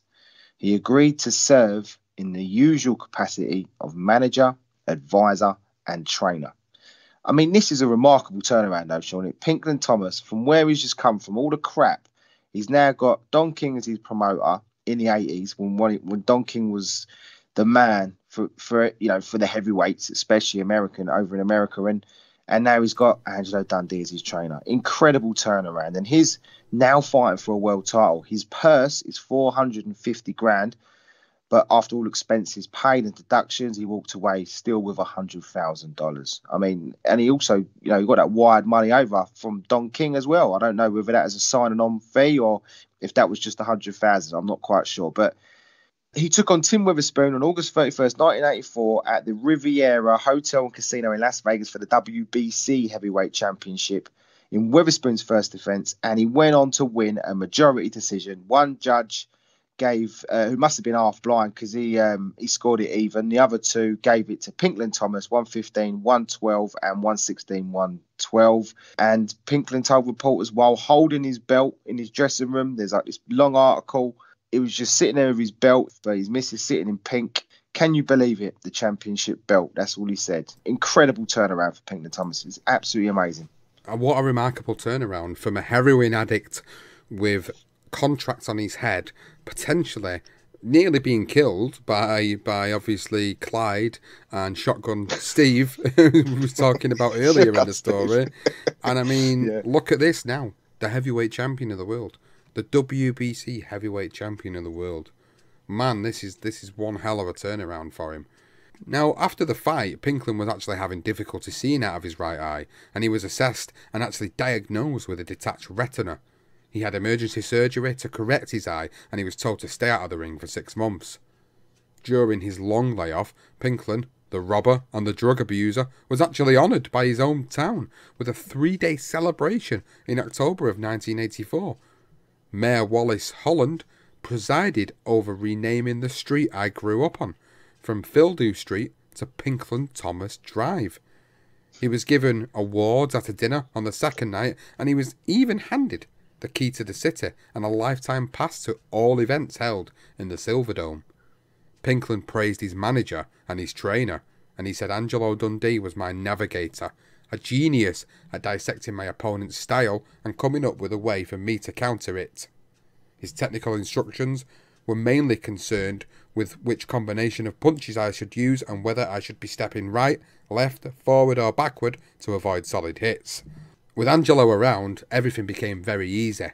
Going into the fight, I felt free of worries and very positive. Now, Pinklon made his first defence of that WBC title against another great fighter of the era, Mike Weaver, on June the 15th, 1985 at the Riviera Hotel and Casino Superstar Centre in Las Vegas. Michael Katz, once again, will use his article in the New York Times to describe what happened that night, and it reads, "A brilliant light colouring pink shone on the dark and dank heavyweight division Saturday night. Pinklon Thomas knocked out Mike Weaver with one beautiful right hand and defended his WBC title and established himself, if not as the true champion, as clearly the best of what often has been considered a sloppy collection. The undefeated Thomas brought some order to the heavyweight tangle with an often spectacular performance, capped by a right hand that travelled 6 inches to Weaver's Temple and ended the scheduled 12-round bout at 1 minute 42 seconds of the 8th round. Among those looking on at the Riviera Hotel and Casino were the world's 2 other heavyweight champions, Larry Holmes and Tony Tubbs. Even Holmes, who's been called a mouse, a rat by Thomas, was impressed by his heir apparent performance in a rare fast-paced heavyweight fight. Holmes said that after the win, Pinklon Thomas is a great fighter, and one of these days he's going to be a great champion when I leave. Now, Tubbs, who held the WBA version, said he would like to settle things with Thomas as soon as possible. Well, talk about a turnaround. He's on top of the world. He's just won the WBC title, world heavyweight title, and he's defended it with an absolute stunning right-hander. Well, this is the trouble with Pinklon. While holding that WBC world heavyweight title, Pinklon's life began to unravel in one moment of weakness. He met a random old fighter at Joe Frazier's gym in Philadelphia. He drove him home and went inside to meet his wife and spent the night smoking crack cocaine. He admitted that from that moment, I was in crack cocaine's death grip and began a secret lifestyle. His relationship with his wife fell apart and she ended up leaving him, taking Pinklon III with her. It just shows you that even with all the money and all the fame, a relapse for an addict is always there. Even the heavyweight champion in the world, it's always possible. And Pinklon spoke about his time, or this time in his life, saying, I couldn't resist the temptations of the night and spent the hours after dark chasing rocks, hunting crack cocaine. It made me feel great, especially when I was stressed out. Problems rattling around in my head no longer mattered when I was high. Rather than facing my troubles, I was wasting my life running away from them and seeking shelter in the poison's smoke. Well, Pinklon spent the months leading up to his second defence of that WBC heavyweight title coming up against Trevor Berbick, getting high and not training properly. In fact, he spent most of his time managing and training other fighters as well. So he's getting high and then going into the gym and sort of helping other kids out. So he tends to be quite a nice guy, apart from when he ain't robbing people and smoking weed and crack or whatever else he's on. He's also on this craziness as well, where he wants to release a single. It seems like music and crack seems to go hand in hand, and he wants to release a single called Hanging On to Promises. And he even admitted to spending the days leading up to the Berbick fight selling cassette tapes of his single in the casino lobbies. I mean, this guy is the WBC heavyweight champion, and he's in the lobbies selling his cassette tapes of his single ways out of his face on crack cocaine. I mean, it's like, again, I mean, he's got some great people around him, but in others, you're like, whoa, I mean, come on. Pinklon brought in his martial arts trainer as well, John Suck Lee, to be in his corner for this fight. With Willard Barber and Tony Hawkins as well. But Angelo Dundee, he didn't like John. I think it was just because he was martial arts. He didn't quite agree with it, and he was quite outspoken, the John Sunk Lee. And Angelo Dundee decided not to be in his corner. And the fight took place on March 22nd, 1986 at the Riviera Hotel and Casino in Las Vegas. And the Associated Press wrote that Trevor Berbick, 6.5-1 underdog, got into the trenches with previously unbeaten Pinklon Thomas and took away that WBC heavyweight championship with a unanimous 12-round decision. It was a fight of attrition, and Berbick simply wore down Thomas with his strength and quickness. There were no knockdowns, but both the meanest and toughest of the battle showed on both fighters' faces. Berbick was marked about both eyes, and Thomas was cut in the corner of his left eye. Judge Paul Smith and Judge Spider Bynum each scored it 115-113 to the 31-year-old Berbick, and Judge Artie Lurie also favoured the brand new WBC heavyweight champion 115-114. And Pinklon's record was now 26-1-1 with 21 knockouts, and he was no longer the world heavyweight champion. Well, he just blew it all away, hadn't he? I mean, he's selling smoked it. Smoked it all away. Smoked it away. He's selling cassettes. I mean, imagine that. Imagine going into the casino lobby and seeing the WBC heavyweight. Imagine seeing Tyson Fury like right now in the casino in Manchester or in Vegas even, and he's selling like some sort of single of him singing. I mean, Tyson Fury loves to do that anyway, but And maybe it's not the best comparison, but just imagine WBC heavyweight champion of the world. Like, he's on top of the mountain, and yet he stood there high as a kite, and he's selling this single, which never goes on to do anything in the charts. Like, you just can't even... Crazy. You can't even imagine it, can you? And then he obviously No. loses to Trevor Berbick as a result of that poor preparation. Now, Pinklon actually said, after the 6th round, I missed Angelo Dundee. He was such a motivator and always made the fight seem easy by reducing what I faced to a simple equation. If my enthusiasm began to fade, Angelo would always say something that would pump me up. After the loss, he felt like he was being ridiculed by fans. Not surprised, selling cassettes in a casino doesn't help, with many approaching him and saying, "You lost me money, and you owe me money," after losing on their bets. He wanted to just get away from the animosity, so he travelled to San Juan in Puerto Rico, and it was in San Juan he felt isolated and ashamed of himself. He was clearly in need of support, and Pinklon remembered being at one of his lowest points ever, and he explained what happens next. He said, "One night, I awoke at midnight, and I was unable to return to sleep. I put on shorts, a t-shirt and sandals for a walk on the beach, along the same path I did my morning run.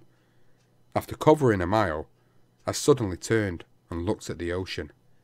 On impulse, I headed into the water, choosing not to swim, but walk. Even when the water climbed past my waist, I kept walking into the abyss. I began to go under, but didn't try to keep from sinking. I felt ready to give up and escape life's harsh reality through suicide." Thankfully, he did snap out of it, and he swam back to shore.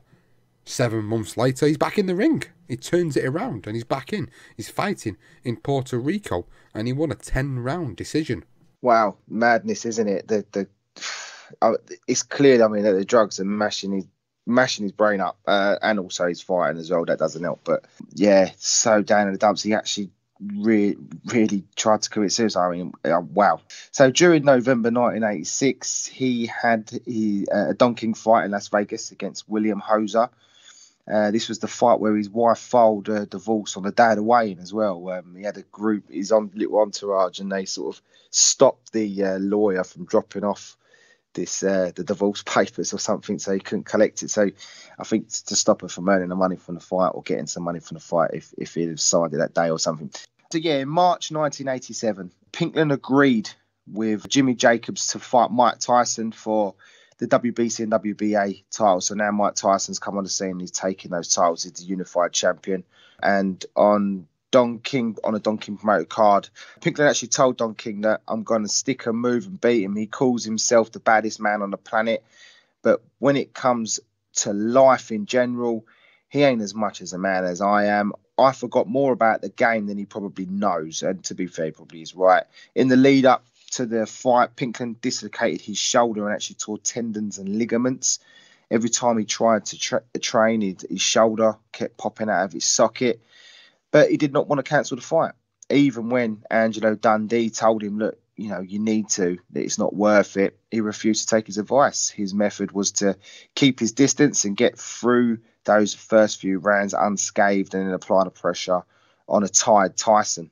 By the fifth round, he actually did do this. And in the 5th round, he felt like his plan was working and Tyson was beginning to tire. I don't know if I disagree with it or not. I don't think he looked like he was tiring. He felt like he was. I mean, you look back at the fight yourself.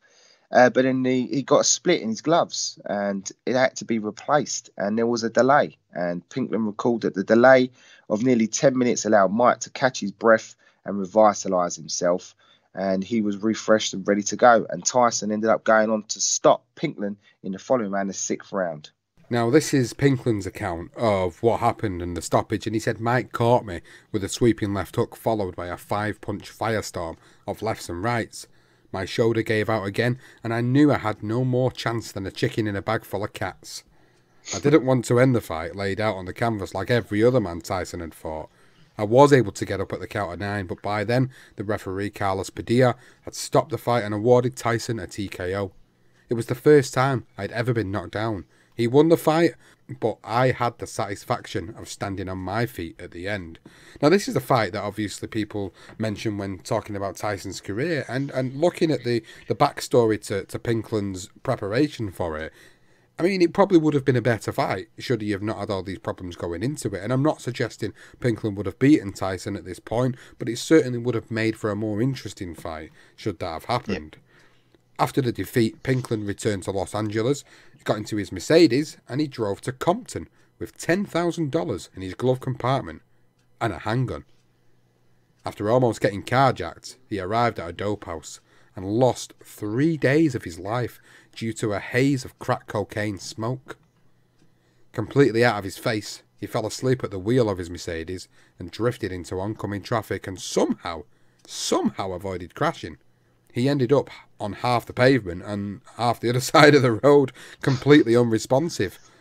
Now, a passerby of Mexican descent actually helped him, and this is what Pinklon half remembered, and he said, "He opened the passenger door, grabbed me and pulled me over to that side. He got behind the wheel, straightened my Mercedes out and parked it in a legal space with the windows down. I had a crack pipe, an 8-ball, $400 and a 9mm in the console. I woke up at 6:30 in the morning to the birds chirping. Keys were in the ignition, the 8-ball of crack was on the floor, my $400 was still there, my pistol was still in the console, and the crack pipe was on the floor. It was amazing. I should have been dead, but wasn't. I honestly believe the man who stopped to help me was sent by the Lord." What the hell? How the hell did he not die? I know. I mean, the fact he's gone to Compton as well, and when he almost got carjacked, there was like a load of, he was driving down this road, and there's like a gang literally stopping cars, carjacking him, stopping, and he got stopped by one of the gang members, and he was like, "Hey, ain't you that fighter?" And he said, "No, I'm just here to just get some drugs." And he went, "Okay," and let him go. And then, I mean, he goes and has that crazy a 3-day binge. I don't think he even slept. I think he said he just kept going, gets in his car, almost killed himself. That Mexican guy, if he's Mexican, I mean, who knows? He might have just been an American guy, but obviously out of his face, he probably wouldn't even recognise anyone. But wow, I mean, what a star. And the fact that even when he left him there, no one even still nicked anything from him. I suppose if you see a gun and drugs there, you're probably thinking, who's this nutcase? You know, I'll probably leave him well alone. But thankfully, he didn't die. And Pinklon actually then went on to sign to fight Evander Holyfield, December 1988. And while training, his ear actually started to leak fluid. And he was unable to use his left arm and leg, and he collapsed in the ring. I believe his dad was there, and there was another lady, I can't remember her name, but they helped him to his feet. Eventually, he was taken to hospital, and this is what he recalled. He said, "The doctors told me I had an ear infection, but it was more serious than that. My left arm and left leg were useless. My mouth had become distorted. My speech was slurred. My equilibrium was off. And I had suffered a stroke." He actually suffered a stroke, a minor stroke, but it's a stroke. Refusing to cancel the Holyfield fight, he actually battled on training, still done that. And he actually said, "After much struggle and strife, I worked my way back and was rehabilitated thanks to the grace of God." Again, I mean, he managed to get himself off a stroke. His left side never actually fully recovered for the Holyfield fight, but he was able to regain use of his limbs to fight. He recovered that much that he even participated in a 5-mile run through Central Park along with other celebrities. I think it's Joe Frazier that asked him to go, something to do with some sort of charity event. And even though Angelino Dundee did warn him, "Pink, you're going to need your legs. It's a miracle you've come back this far from your stroke. I don't want you doing any running before this fight." Pinklon said that his legs never fully recovered enough after that run. I think he said, "I've done that run," and then he was running 5 miles. He was running far too much, more than he ever did.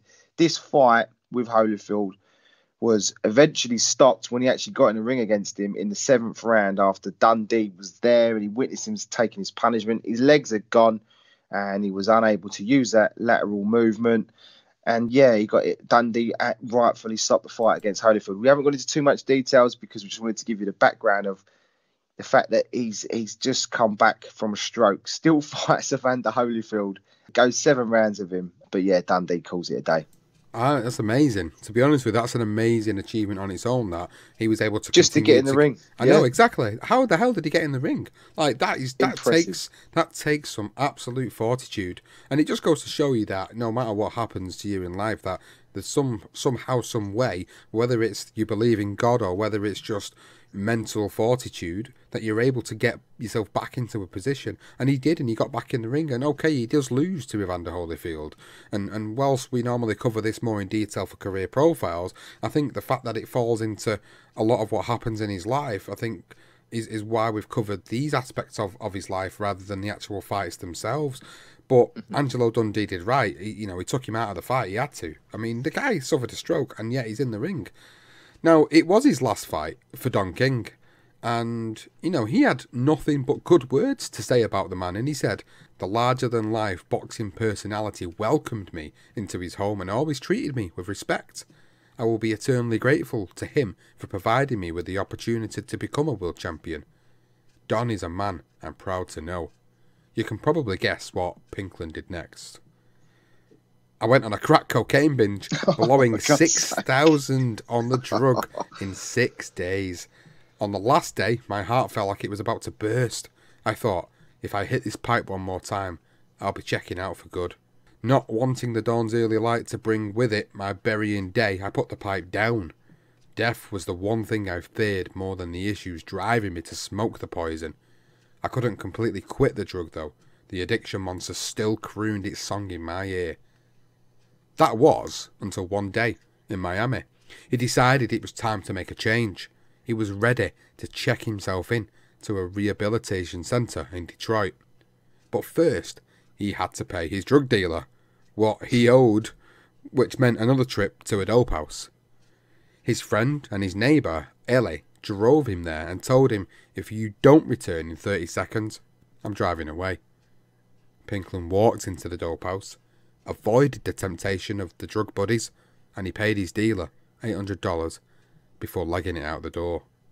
Ellie was still there waiting, and they sped off, and she took him to the airport, and Pinklon said, if not for Ellie, I would be dead today.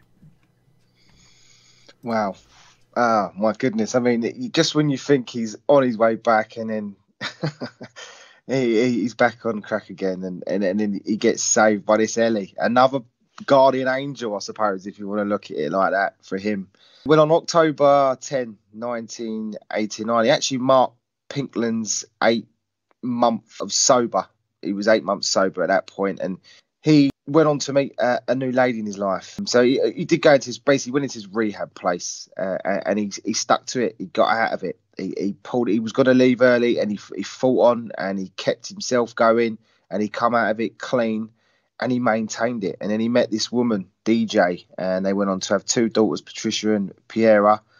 And during their time together, Pinklon fought Mike Hunter, Riddick Bowe, and Tommy Morrison, losing all 3, of course, if you didn't already know. And Pinklon, actually, the one fight we're going to mention is that Pinklon recalled the Morrison fight and said, I had never been hit so hard, even by Tyson. It was as though I had been slammed repeatedly with a baseball bat. As I sat on my stool in the corner, I told my handlers, I'm through. The fight was stopped and Tommy Morrison was awarded the TKO. It was a bit of a beating. And he then goes on to say something which was interesting, is that he heard several credible sources that Tommy Morrison's gloves were actually loaded. There was no way to follow up on this because neither Kansas City nor the state of Missouri had a boxing commission. Once again, I had been set up. He still believes that, I don't know, we'll ask him. Maybe he still believes it now, but he did when he wrote this book. And after that Morrison fight, Pinklon called it a day on his boxing career. But after a year, he made a return. And he said, my comeback went amazingly well, and I won 12 in a row. Bouts took place in Carolina, Virginia, Alabama, and Florida. Some of the venues were very small. One in particular was so small that he said his head was hitting the roof. He went on to win the IBO, as we mentioned at the top of the show, the IBO World Heavyweight title against Craig Payne, and said winning a second world championship was a priceless moment. And I mean, we're going to round this off. What a crazy story, though, Sean, so far. How much of a topsy-turvy life has he had? Like, I know for most people that listen to us, we always do a lot of detailing the careers of a lot of the fighters. But I think with what we've done with Pinklon here is we've tried to highlight all these particular incidents in particular that I think have kind of led me to feel like, you know, there was more that Pinklon could have brought to the sport should he have not had these issues outside of the ring. But it wasn't like he was a product of his environment, because he was brought up so well by his own account. He was brought up so well by his parents. It's just that the lure of the street and the temptation of the drugs just got a hold of him. The fact that he won the title is an amazing achievement.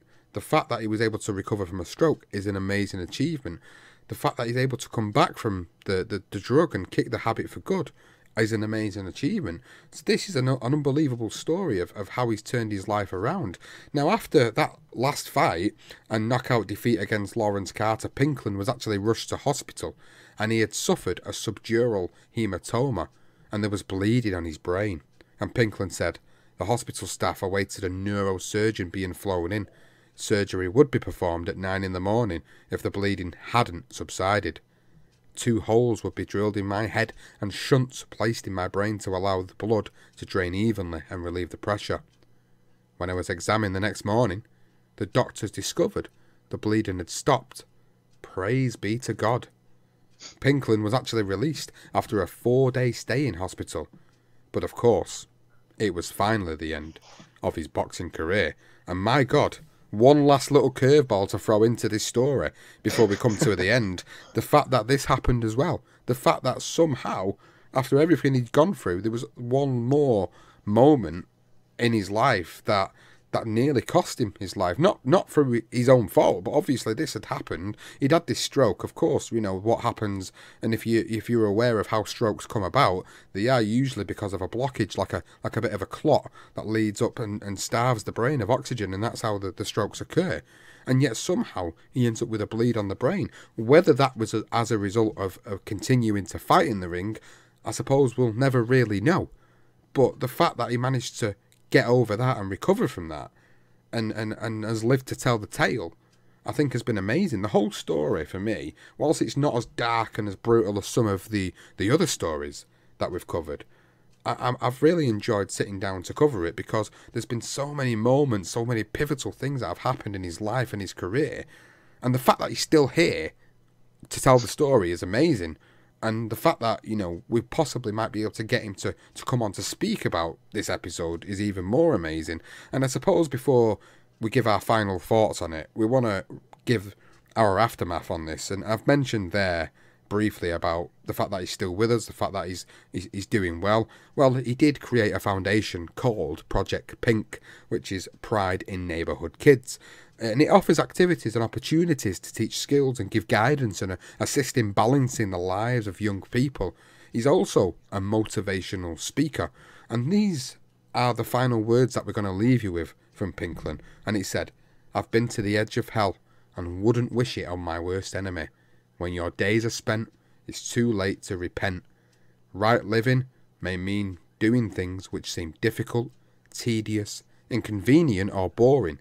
But it is much easier to live right and avoid the fury of hell than attempt to come back from eternal damnation." A very spiritual man indeed, of course, and a great way, I suppose, in his own right and his own way, to express how he perceives what he's gone through in his life. An incredible story, how he comes from such a good upbringing, and then he ends up society, the environment that he lives in, and that is what drives him to do the things he does. There's no other reason. One interesting aspect that I really found very fascinating with this story is the moment when he said when he fell off of the rope and he banged his head and he had this switch of personality.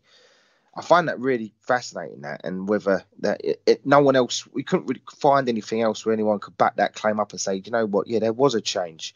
But to be that shy boy to then being this outgoing boy from a bang on the head, yeah, it's crazy, isn't it? It's a crazy thought. And that sort of, from that moment, he ended up getting into trouble, and it just spiraled, didn't it? From so quickly as well. It wasn't like over a 4 or 5 year period. I mean, he wasn't even 18 years old. He's got contracts on his head. He's on heroin. You know, he went from sniffing it to injecting it. He was doing weed before that and drinking, but yet he still manages to somehow not end up dead. The fact he doesn't even end up getting shot as well, Sean. I mean, he shoots himself in the foot. He doesn't get shot anywhere else by anybody else. And then by that madness of him shooting himself in his foot actually took him away from a situation where he would have been with that couple. And when they went on to kill that guy for the money, and he would have been with them. And therefore, the graphic detail of the girl was getting her head chopped off, and then the other one getting killed, shot point blank in the head. That could have been Pinklon. And then, the stash asses. And then from all that craziness to then be in a position where he's the WBC heavyweight champion of the world. What a fantastic turnaround. Makes his first defense and then ends up on crack cocaine. It's like, wow, what an amazing story. And it's so incredible. And it is inspiring. The fact that he does go into rehab. He speaks a lot about it. I mean, there are things so much more in the book as well. I mean, we advise you, please do go and get his book and have a read, because it's a really good read. And the fact that he speaks a lot about his rehabilitation, and then afterwards as well, Sean, where he will say that he saved these other two young lads who got arrested, were involved in gangs, and he helped to turn their life around and inspire them, and they've gone on to be a success in their lives away from gangs. So all that crap that he had himself, he's lived through, managed to live through it, and he's now inspiring the young youth of today to turn their lives around. And he is the product of that. So an amazing story. An amazing story indeed. And like we've said, we've contacted Pinklon. We're going to try and get him as an addendum for this season, whether it will be over the course of this particular week that the episode is out, or whether it's a future episode for the series. We'll definitely try to get him on. He is definitely interested. I have spoke to him, and if I can get him on the show, it'll be amazing to really hear some of this from him once he's had the opportunity to listen to this episode, of course, and listen to our perception, our telling of his life and his story. I've really enjoyed sitting down to do this episode, as I always do, because it's a different story about a heavyweight of the 1980s, legitimate world champion who probably could have been a little bit more than what he was if it weren't for the issues going on outside of the ring. That being said, he was still a two-time world heavyweight champion. That in itself is an amazing feat, given the incidents and the life that he was involved in. But the fact that he's turned it all around is an amazing feat, and I'm so glad to hear that he's doing so well and things are going so right for him. And it's been a great end to the story for us. And guys, if you've listened and you've enjoyed it, as always, we please ask you to go and let us know on social media. Drop us a tweet at darker_side_pod, or on the Facebook page. On the Instagram page is the BTR Boxing Podcast Network. You can find us on the YouTube channel. If you're listening to this and it's on YouTube, drop a comment below. Please do let us know what you think of the episode, what you think about Pinklon's career, about his life, how he's overcome everything. That would be really great also. And if you've not checked out the Patreon membership service, please do go and check that out. You get access to ad-free episodes, early access to episodes when they're released on a weekly basis. You'll also have additional content which has not been released to the general public. So there's plenty of things in there for you to go and check out on that membership service. And if you're able to commit to becoming a patron, then you will get some great benefits in return, and you'll be also supporting our network and all the podcasts that we do. Guys, I've really enjoyed this, Johnston. It's been a pleasure, as always, to deliver this story on one of the underrated heavyweights of the 1980s era, a man that's lived a hell of a life, a man that we thoroughly enjoyed talking about, Pinklon Thomas.